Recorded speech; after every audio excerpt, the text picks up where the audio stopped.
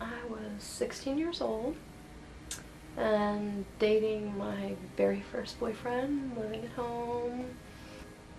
I was sick all the time, and one of my friends said, you know, that's a little odd.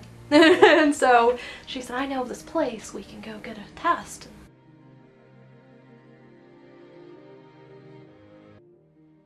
So the first thing I did was call him and say, you know, I'm pregnant. And he said, whoa, that wasn't in the plan.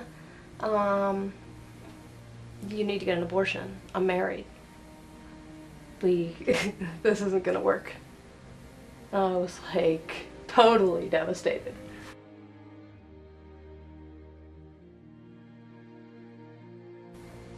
I did eventually tell my mom, and she was like, oh no, this isn't gonna happen.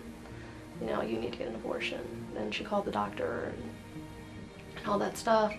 And I ran away from home. I ran away until I was about 6 months. And the clinic supported me in providing clothing throughout my pregnancy, and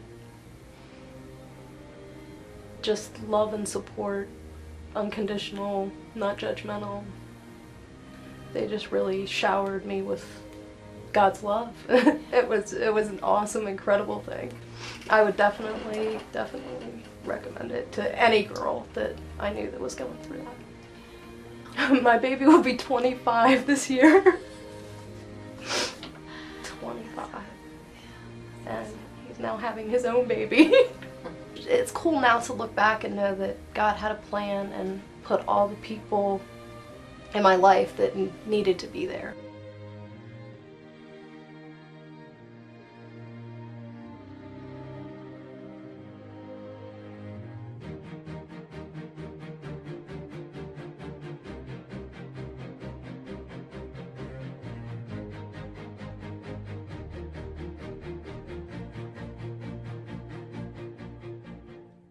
When I first came to the pregnancy clinic, I was scared. My mind was all over the place. I was confused.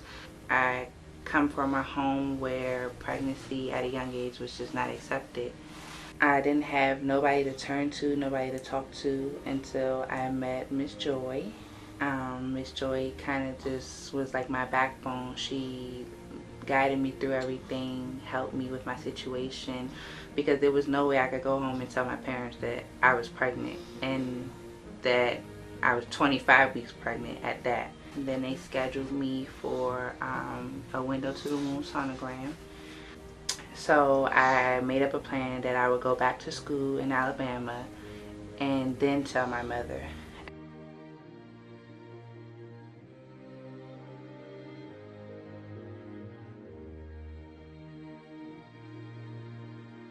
I lied to her and told her that I was getting an abortion. From there, I thought about adoption. I thought that I would plan a secret adoption without my parents ever knowing, have my son and give him up for adoption and go home as if I never had a baby. And it was getting closer and closer to my due date, and my mom found out again that I still had not aborted the baby, that I was still pregnant, and disowned me basically over the phone. I was basically out on my own, and once again I called Miss Joy in distraught, and basically it was like, Miss Joy, I just don't have anywhere else to go.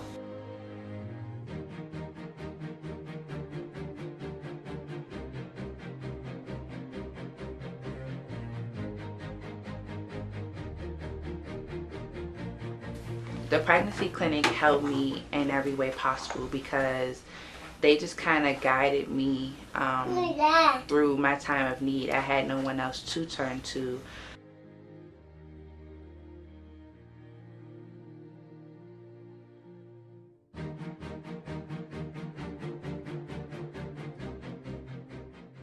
I was just so nervous. I took Plan B. I kept taking my birth control too. So I took a pregnancy test and it came back positive, and I was very nervous, and that's when I decided to come here with my boyfriend at the time. We were gonna work it out. We were gonna try to work it out, and I just assumed that he was gonna be there. The reason I I thought about aborting in the first place is because I just didn't, the plans that I had for myself, I just didn't want to ruin those plans, and I felt like I can't have a baby right now because I have goals set for myself. So it just wasn't a good time. I had some friends that had gone through it, and they were acting like, you know, they went about their lives like it was nothing. So I thought I was going to be able to do the same thing.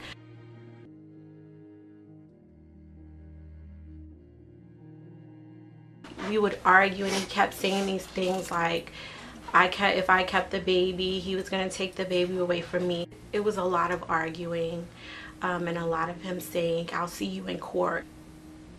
Well, I grew up Pentecostal. My family is strong background Pentecostal. So of course we don't believe in abortion.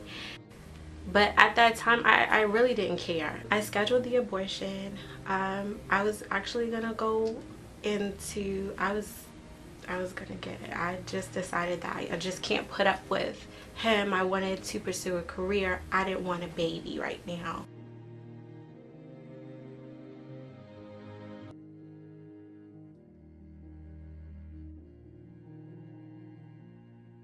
I can't do this to my mom. So it was really hard to tell her, and I didn't want to tell her. And when I did tell my mom, it was over the phone, and I said, Mom, I have something to tell you. And I was like, I'm pregnant. And she said, I know.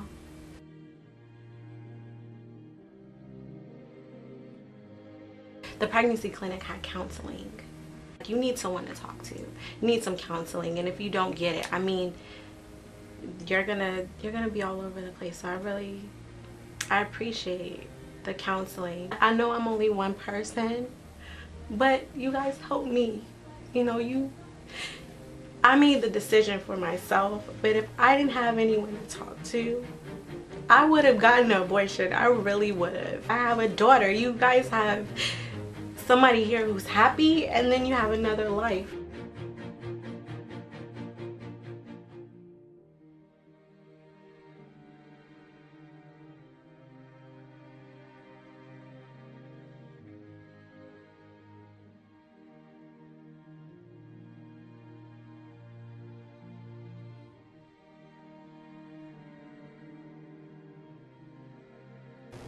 My name is Megan Cantor, and on October 30th, 2007, I had an abortion.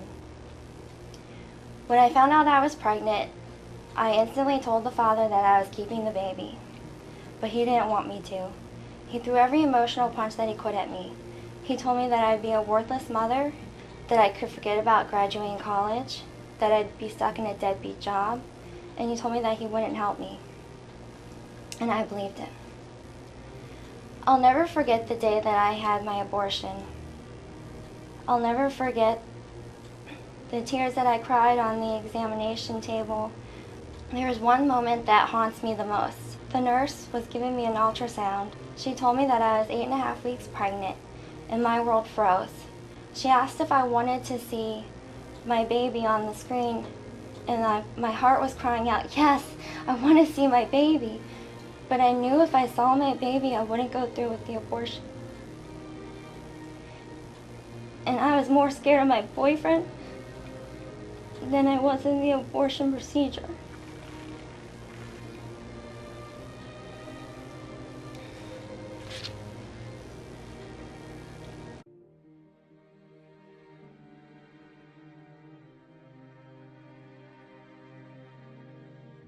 I never knew about post-abortion stress. So many times when I was with my mom, I just wanted to blurt out, Mom, I had an abortion. I would plead with him so many times saying, I have no one to talk to about this. No one even knew I was pregnant. But he would just shut me down every time. In May of 2010, we finally broke up.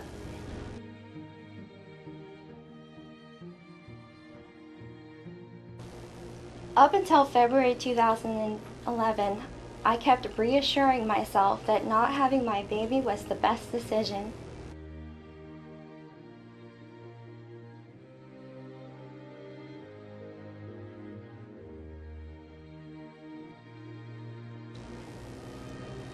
And so it was there in that seat that I asked the Lord to forgive me for my abortion. After doing some research, I found out what post-abortion stress was. So after discussing this with my mom, I called the pregnancy clinic and I was in contact with Pam Forbes. I have personally received counseling for my abortion from the pregnancy clinic, and I've also received counseling from my past relationship with the baby's father. When I came to this clinic, I thought that everyone here would judge me for what I did. But instead, after just talking with Pam and Kathy, I realized that everyone here was compassionate and was willing to help me. I never felt judged. I never felt as if people were looking down on me. I felt like people were here wanting to comfort me, wanting to find healing, wanted the Lord to be present in my life. If it wasn't for the pregnancy clinic, I'm confident that I would still be looking for healing.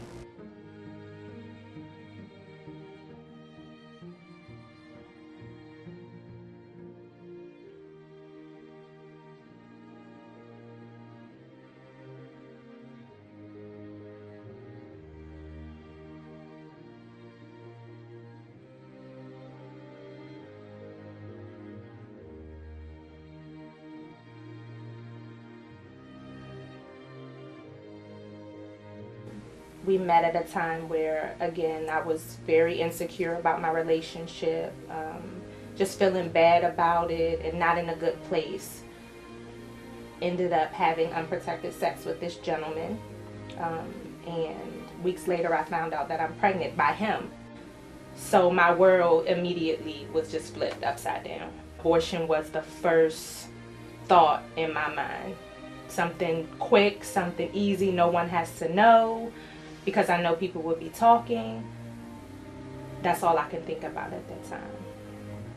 And obviously until I called the clinic. Rusty is her name. She was very supportive. She, obviously when I found out, I told a couple of close relatives and friends. They didn't know what to say at the time. They were just as shocked and surprised as I was. They didn't know what to say. They couldn't lend me that support. So when I finally came in and spoke with Rusty, she was just very calming, very soothing, just very supportive. And the most important thing that I can remember is she gave me options. You know, where other people in my life, they weren't able to do that. She gave me options, and she just told me that this isn't something that just happened to happen to you.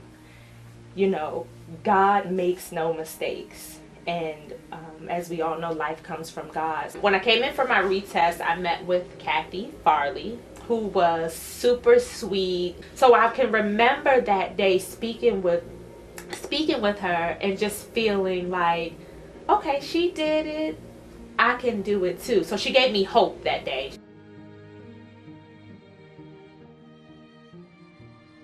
And you can see the baby and you can hear the heartbeat. And that experience alone, although I've experienced it before with my daughter, it was just something that, how can I terminate?